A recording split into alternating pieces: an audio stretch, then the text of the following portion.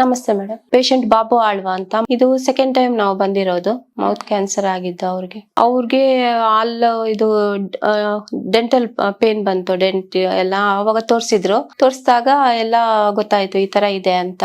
ಆಮೇಲೆ ಅಲ್ಲೆಲ್ಲ ತೆಗ್ಸಿದ್ರು. ಅವ್ರದ್ದು ತೆಗ್ಸಿದ್ಮೇಲೆ ಸ್ವಲ್ಪ ಪೇನ್ ಜಾಸ್ತಿ ಆಯ್ತು.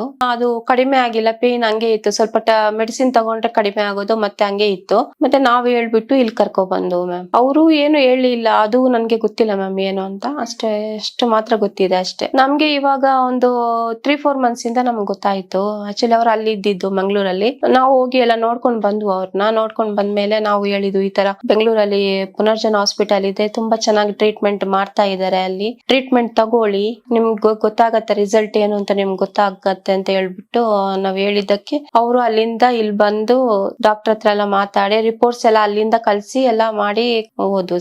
ಗಂಟು ತರ ಏನು ಇಲ್ಲ, ಎಲ್ಲ ಸ್ಕಿನ್ ಎಲ್ಲ ಎಳ್ದಿದ್ ತರ ಆಗ್ಬಿಟ್ಟಿದೆ ಮಖದಲ್ಲಿ ಅಷ್ಟೇ, ಬೇರೆ ಏನು ಇಲ್ಲ. ಅವ್ರಿಗೆ ತಿನ್ನಕ್ ಆಗ್ತಿದಿಲ್ಲ. ಮಿಲೆಕ್ಸ್ 1 ಲೀಟರ್ ಅಷ್ಟು ಕುಡಿತಾ ಇದ್ರು ಅಷ್ಟೇ ಮ್ಯಾಮ್. ಮತ್ತೆ ಇವಾಗ ಇಲ್ಲಿ ಮೆಡಿಸಿನ್ ತಗೊಂಡಾದ್ಮೇಲೆ ಆಲ್ಮೋಸ್ಟ್ ಎಲ್ಲ ಊಟ ಎಲ್ಲ ಚೆನ್ನಾಗ್ ಮಾಡ್ತಾರೆ, ಚೆನ್ನಾಗಿದೆ. ಸ್ಟಾರ್ಟ್ ಮಾಡಿ ಇವಾಗ 3 months ಆಗ್ತಾ ಬಂತು ಮ್ಯಾಮ್. ಪರವಾಗಿಲ್ಲ, ಸ್ವಲ್ಪ ಆಕ್ಟಿವ್ ಆಗಿದ್ದಾರೆ.